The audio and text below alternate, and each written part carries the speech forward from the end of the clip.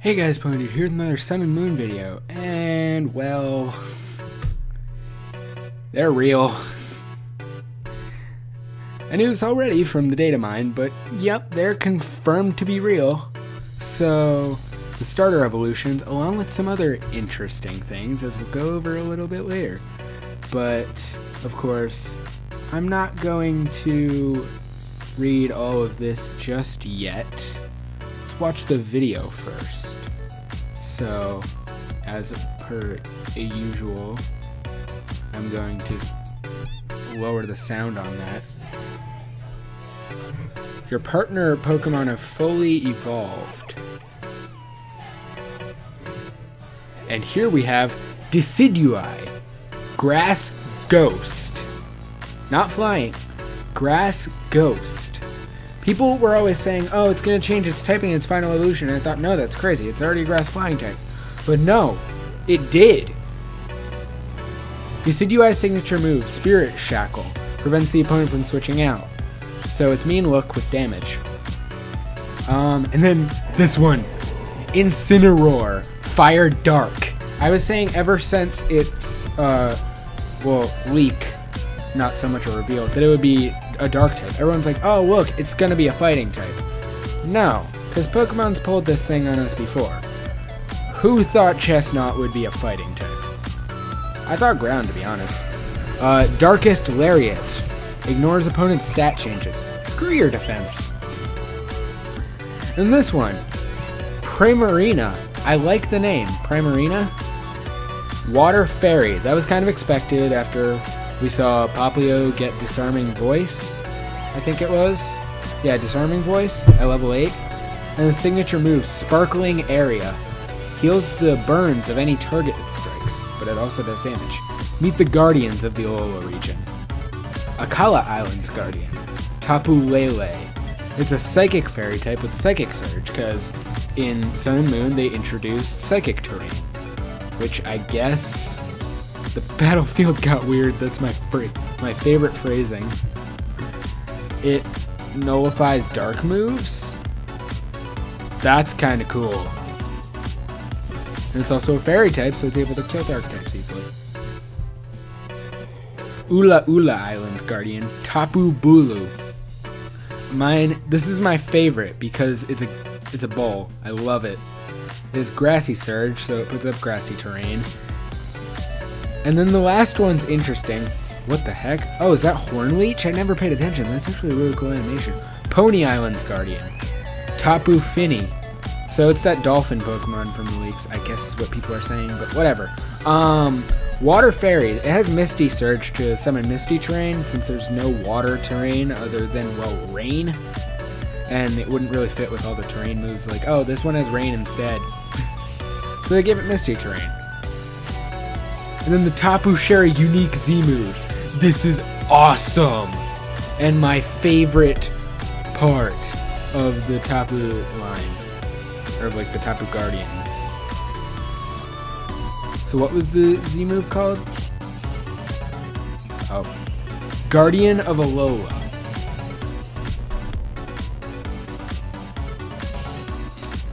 That looks so cool. It's a Colossus. I love it. It just annihilates the Probopass. Encounter even more Pokemon. This thing, Cosmog. As we go into the Japanese trailer, this will be important. But it was indexed next to the legendaries, so a theory is that it's like a pre-evolution to the legendaries. Then of course we have Alolan Persian. Saw this thing in the data mine. It looks like Garfield. It has Fur Coat, so it's a dark type with Fur Coat. I love that. That ability is going to be insane for it. Witness the beginning of the Alolan Pokemon League. The Mount Lanakila, the highest peak in Alola. Alola, we're going to make an awesome league here, so you better become an awesome trainer. So, like, they have island trials, but they also... Alolan champions can take on the battle tree. They have island trials... Yes. I'll get to my point. Battle and team up with other famous trainers. You get to battle and fight Cynthia. You get to battle and fight. Battle and fight with Cynthia. Battle and fight with Wally. I didn't hear the music when I first watched this. Is that a remix theme? Because that better be. It's red and blue. Rivals. since they were kids, are now teaming up to fight you. That's amazing. So he has Alakazam, so he must have his champion team. I imagine he'll have a Blastoise and Red will have a Charizard. If they don't give Red a Mega Charizard X, I'll be very sad. That's insane. But what was I saying? Oh yeah, so in the Alola region, they have island trials, so you would think, oh, they would change it up a bit and not have a Pokemon League. But they do. If the Kahunas are essentially basically an Elite Four, what's the Pokemon League like? Is it something different? Is it... What if it's like tournament style, like the anime? That would be actually awesome. And you fight various people you've met throughout your adventure. Then it's weird. Saying weird too much. Are they gonna have megas? Cause like, Wally can have Mega Gallade, Cynthia can have Mega Garchomp, Red Mega Charizard X, Blue I guess Mega Blastoise. Their music, I love it. It kind of sounds like their theme's like a remixed version. The way they made them look is amazing. I like how they just gave Red a plain old t-shirt and they like redesigned his hat a little. He looks older. It's awesome. What's this? Oh. Okay. So, we have two starters here. Decidueye, Incineroar, and Primarina. So let's, what pages do I have here? I have the Battle Tree and just the Pokemans. So let's look at the Pokemans. We have Decidueye, Grass Ghost, the Aeroquill Pokemon. This Pokemon is able to move about while completely masking its presence from others. Once an opponent has lost sight of it, Decidueye seizes the chance to attack it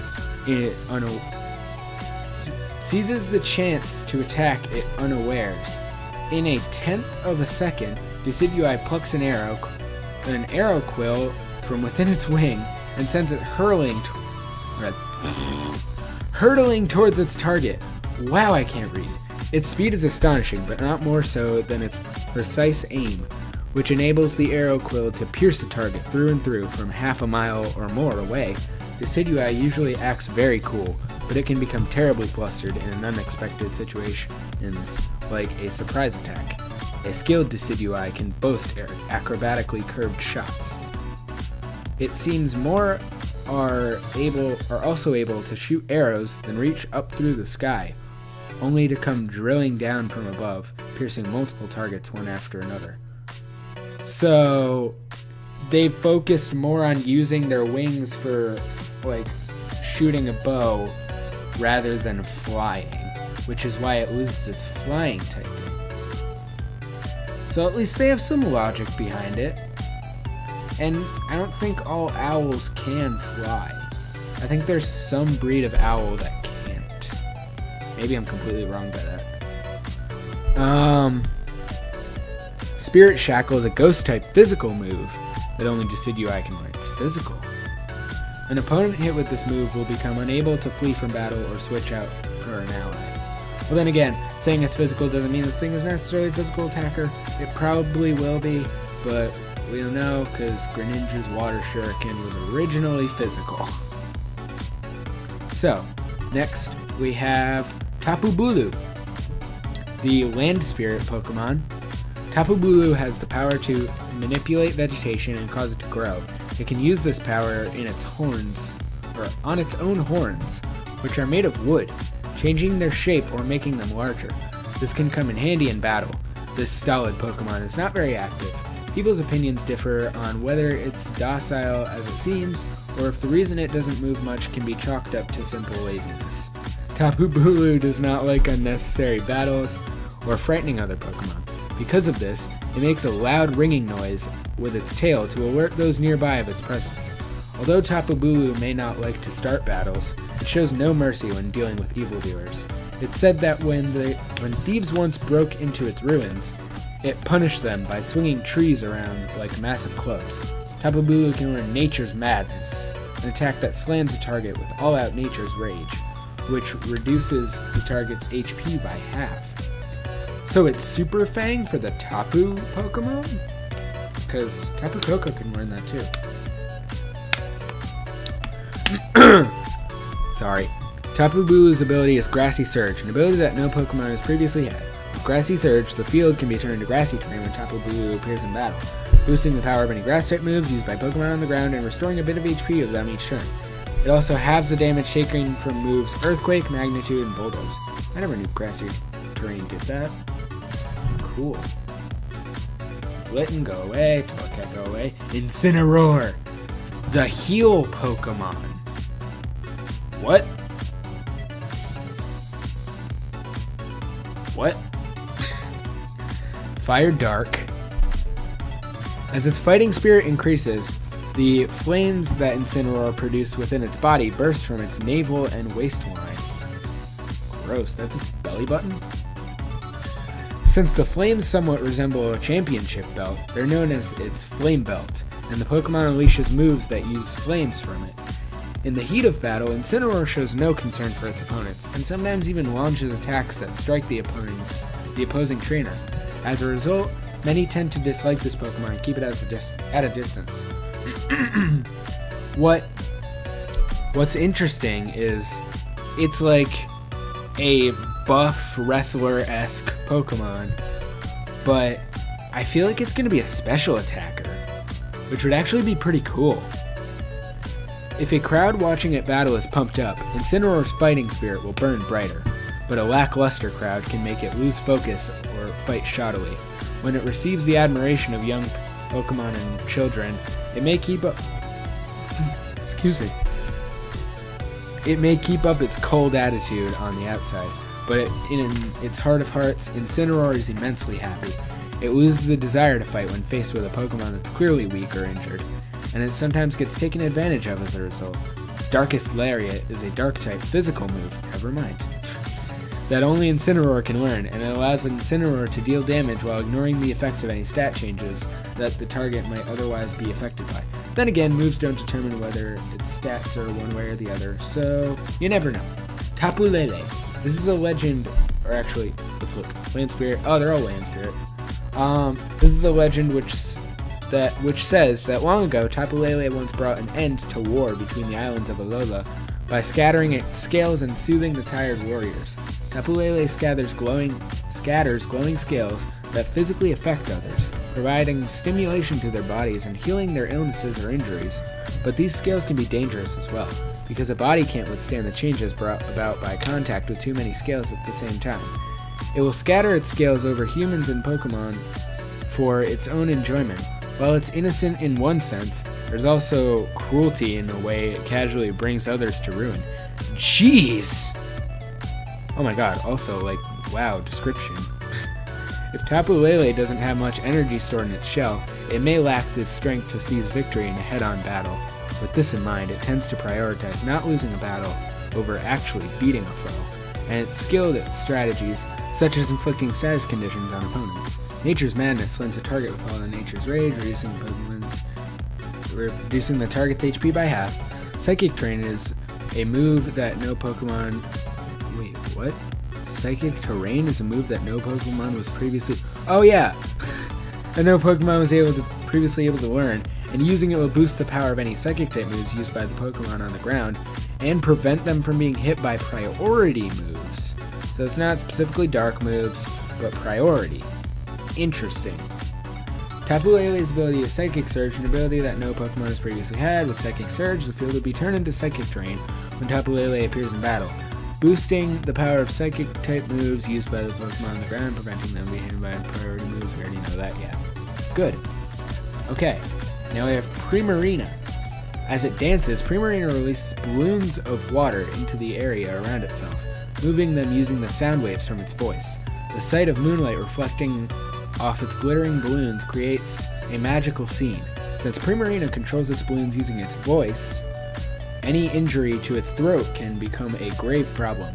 Its greatest enemies are arid environments and the overuse of its voice during back-to-back battles. Among the balloons that Primarina releases, some explode when touched. while others do not. Primarina jump on the non-exploding balloons, while they make sport of their enemies, of their opponents. Same thing, really. And they use the exploding variety to trigger chained explosions.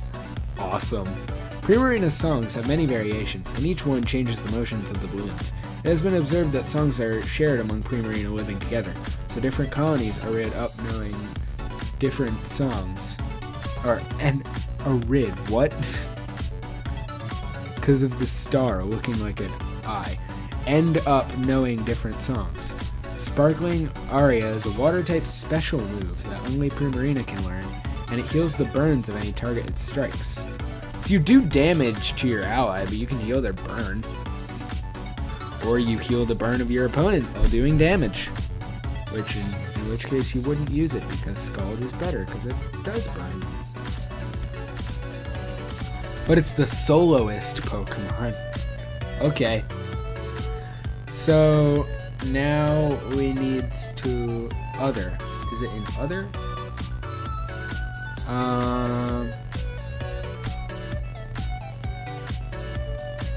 No, it would just be. It would be somewhere. Legendary? No. Wow, they really haven't updated the Alola Pokemon. Well, I mean, they probably have here, but like, you'd think they'd do that down there. Where is it? Where is you? Am I just missing it?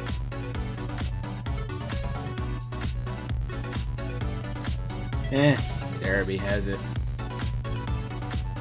Right? So, 7th generation Pokemon. If we go the downs, so we go down, and keep going down, and keep it going down. Yeah. So, we have Cosmog. Whoa, too zoomed. Far too zoomed. This extremely rare Pokemon is known to only select a few in Alola. At one time, it is known only by the kings of Alola and their heirs, and it was called the Child of the Stars. The Aether Foundation is researching this unusual Pokemon, and one of their professors at the Foundation recently dubbed it Cosmog. Cosmog is very curious and shows no fear of people or Pokemon. If you treat it with any consideration at all, it will take an immediate liking to you. This personality trait often lends it into danger. Its gaseous body is so lightweight that it's sent flying when the wind blows. When light falls on this Pokemon, Cosmog absorbs it and grows. So will it grow into the legendaries? Because given its placement, it's not right next to them, but it's pretty close. Also, we're less than a month away from the game and we haven't gotten any information on what this is or what this is. When it uses some moves, it activates this phase that we haven't even technically seen in game.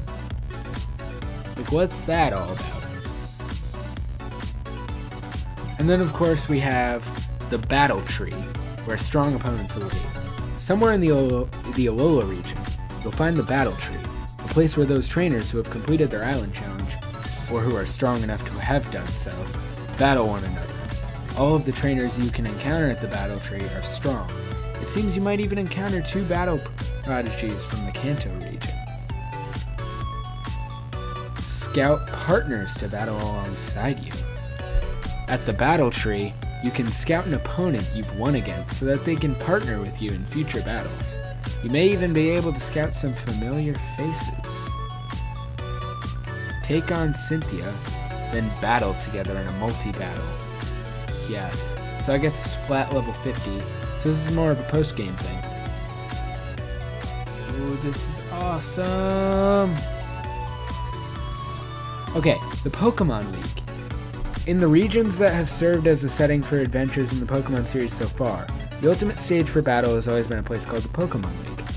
The Pokemon League is where the Elite Four, 4 trainers with powerful Pokemon partners, and the champion, who reigns as the top of all trainers, await challengers. The challenger who defeats the Elite Four and the champion will be hailed as the new champion of the Pokemon League.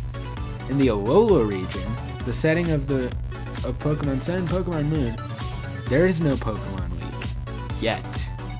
But it seems that there are plans to construct one on the peak of a certain mountain. After the growth you achieve through completing the Island Challenge, will the day come when you also take on the Pokemon League to become the strongest Pokemon trainer? So who's the Elite Four and champion? Do the Kahunas step up as Elite Four? Probably. But champion though? Who dat? Hala? No, not Hala. Wow, no. Hala's a Kahuna. How? Whoever your other rival is? Because we still don't know that. We still don't know who has the Pokemon you're weak against. An important trainer in the game? Because, like, Diantha was never revealed before X and Y came out, so maybe we don't know who it is. Maybe it's Kukui. I love how they show that. The Pokemon League in Pokemon Red and Pokemon Blue. Pokemon League in Pokemon X and Pokemon Y. Just look at the differences. And then there's this. That's amazing. Who's the champion, though? I love the design. Wait a second. Yup. Mega Charizard X. He doesn't have one, so no Mega for you, buddy. Unless you have one in your glasses. Or somewhere. Maybe in your pocket. I doubt it, though, because, like, he didn't have a Mega in Origins. Only Red did. Or is that just a bracelet? That might just be a bracelet. But they wouldn't just put a random bracelet on it. That could be a Mega Ring. Either way. Is there anything left? No. That's basically it. So, thank you guys for watching. Hope you all enjoyed. Remember to like, comment, and subscribe if you haven't already. I will see you all later.